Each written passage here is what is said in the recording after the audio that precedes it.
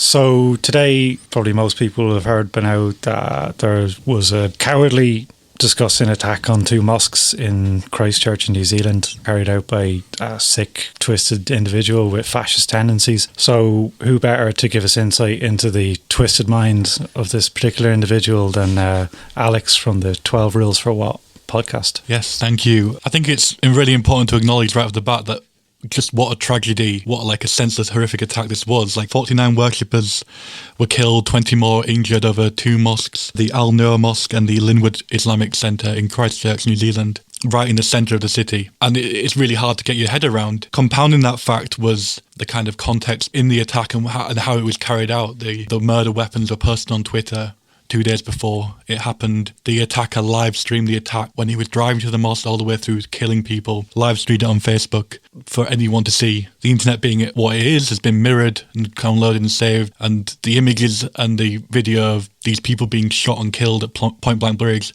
is going to be with us forever because of this. Yeah, I mean, there's really no words that can do that kind of like just truly horrific thing justice. It's really bad. And so what I kind of want to do now is think about why this happened. What were the influences that influenced this guy to do this? What his kind of like political outlook was, by like talking about the manifesto he posted online just before the attacks, this 74-page manifesto entitled The Great Replacement, which is anyone who's like an anti-fascist in the UK will recognise from Generation Identity, an identitarian group. This is one of their main slogans, that the white race, white culture is being replaced by Muslims. And so what I'm going to do is I'm going to quickly talk through like what the manifesto consisted of and talk through some of the things that I've picked out that he seems to have been referencing. And that this is not to like reproduce the manifesto in some form. That's already being done. He managed to do that by killing all these people.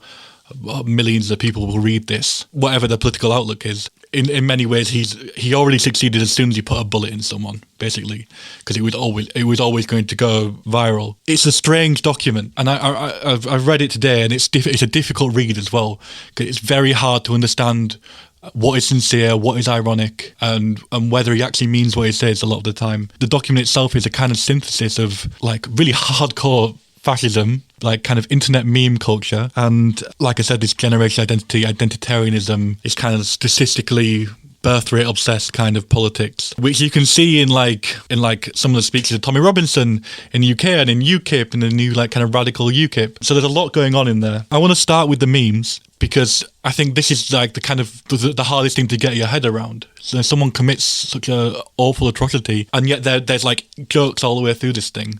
And in the live stream, just before he starts killing people, he says, subscribe to PewDiePie. PewDiePie, for those who are not internet literate, is the most popular YouTuber in the world. He's got about 80 million subscribers.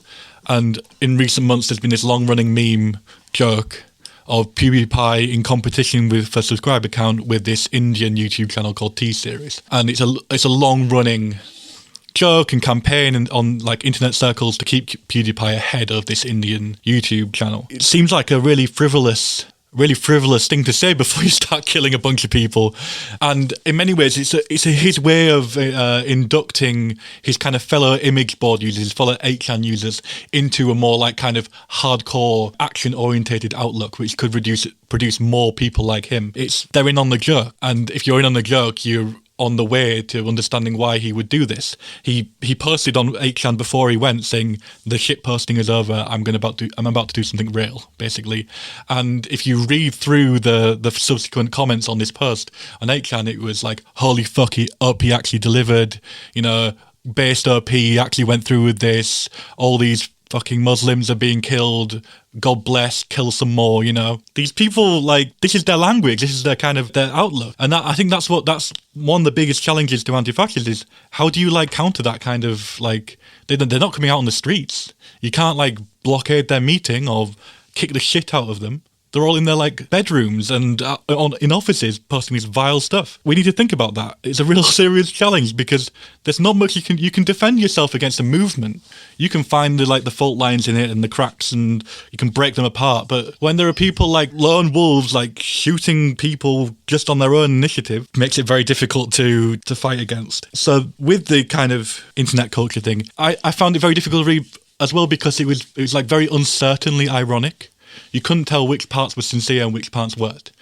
So there's a point in the manifesto which is question and answer kind of section where he's posed himself some questions which he then answers, like a kind of like fucking weird FAQ. And on one of the questions is who radicalised you the most, and he answers Candace Owens has radicalised him, but some of the things she says is a bit too extreme for me. Now, this works on several levels. Candace Owens is the public relations director for Turning Point USA, which is a libertarian, free market, right-wing student society with links to the Trump family. Candace Owens is black, and as a white supremacist who probably doesn't want her in the conservative movement, in the far right movement, and so it's an attack on her, and it's trying to like delegitimize her and play off the kind of condemnation she got for like saying that Hitler might not have been so bad after all, that she said a few weeks ago. But he's also like a massive troll. Like clearly he was not radicalized by Candace Owens. He probably doesn't really listen to black people very much. And so it's very difficult to, like I said, to kind of pass the document and work out what he actually means. There are a few things that we can be clear about. He references Oswald Mosley, which is a fascist figure from the 1930s in the UK, extensively. He quotes him. He clearly has a lot of respect. He calls him Sir Oswald Mosley. In one of his question and answer sessions, he denies being a Nazi. He denies being a neo-Nazi. He says, yes, I am a fascist. And that is, for once, the people who call all of us fascists are right. I am a fascist. And I believe him. I believe him. He liberally quotes the 14 words, which is a white supremacist slogan, throughout in different variations.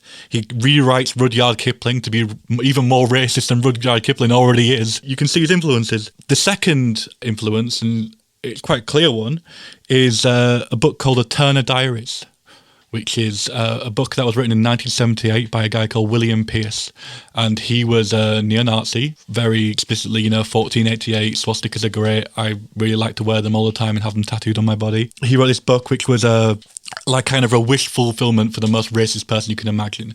And it's a story of a white supremacist cadre organization which kind of overthrows the federal government in America over a period of 10 years, hangs anyone who has ever slept with a black person, nuclear bombs the Pentagon, mass pogroms against Jewish people. The book's rightly considered, reviled. In the manifesto, the reason he says he used guns was to try and get them banned in America, or more strict gun laws to be brought in. He says it explicitly. And the instigating event of this, white supremacist terror in the Turner Diaries is the Second Amendment being curtailed, the federal government buying guns for white people, and therefore the order springing out of this action by the government. It doesn't make much sense. If you want to kill a lot of people, a bomb works a lot better and kills a lot of people much more quickly. So, but if you think about it in the context of the Turner Diaries, he's clearly, there's some kind of political aim here, this kind of instigating thing here, which he's trying to do, and he says it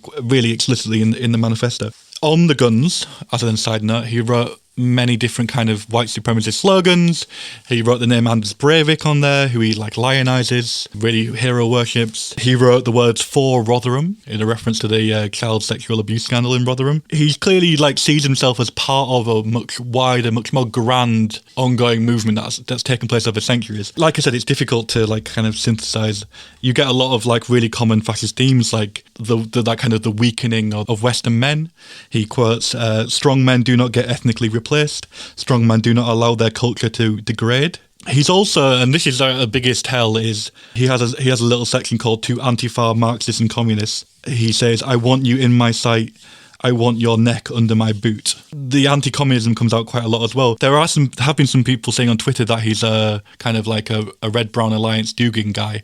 I have to say I didn't pick up on that. I didn't see the attempt to draw together the far left and the far right. He very much wants to kill the far left. And finally, the kind of last influence is a website that's now defunct called Iron March, which was a kind of a much more extreme version of Stormfront. So Stormfront has been a white supremacy website for 20, 30 years now. It's the most used one. It used to be across the world. They are really racist on there, but they kind of couch their most violent tendencies or their most violent kind of expressions in kind of in softer language. Iron March threw all that out. It's a lot of talks about exterminating Jewish people, gay people, Muslims. There's fantasizing about mass murder. Any kind of suggestion that maybe not killing people is like a better way is ruthlessly kind of shut down. The Iron March, a lot of the really extreme groups that we've seen across the world have come out of this website. So National Action in the UK, Atomwaffen in the US, and Antipodean Resistance in Australia. These are kind of militia-style groups who ran kind of terrorist training camps in the Cotswolds or wherever, in the English countryside or the Australian countryside in America. Well, they all came out of this website. And he has not been explicitly tied to here. He has not been linked conclusively. All his language is very much in the style of Iron March. His kind of outlook that extreme violence is the only way is very much Iron March.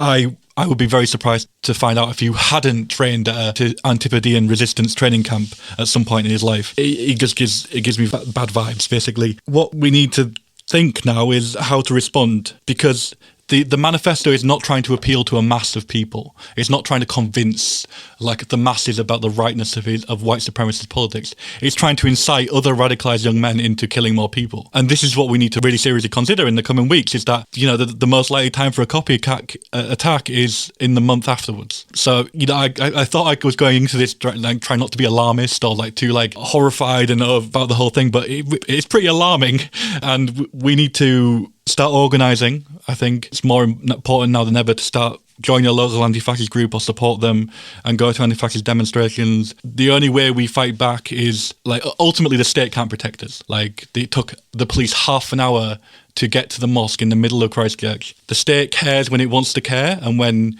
it doesn't care, it's studiously absent. And the state was studiously absent here. And it's up to us to be defending mosques and defending ourselves. And so I'm just probably going to leave you all with that. It's truly horrible. And I just tried to explain some of what is going on in that text. I think there's a lot more to unpack. And I want to thank a guy called Jimmer for helping me with some of the research for this. Yeah, I think I'm done. I mean, it's interesting talking to Surdesh earlier about the late 1970s and the idea of contested spaces, and for them it was the street, it was the physical town hall and all the rest of it. But as you were saying there, it's very much a digital space that's being contested now, and my impression is that the right have that down. I mean, the left are pretty pathetic when it comes to kind of meme wars or whatever. We've been caught out. PewDiePie, for example, is a supposedly neutral figure and is at the top of the kind of YouTube hierarchy, and yet on Twitter he follows a bunch of alt-right figures: Stefan Molyneux, Lauren Southern, Ben Shapiro, who is not alt-right but still pretty racist, a bunch of these, Jordan Peterson. He's clearly a very right-wing guy, however much he professes to be a neutral kind of entertainment style figure. He's had his own scandals with racism, which I won't go into. Just one, a last note. We need to remember who the victims are in this, and we need to not be quiet about it. It's really disheartening to see PewDiePie getting 400,000 likes on his tweet condemning and disasserting himself, but people don't really know how many people died or what actually happened.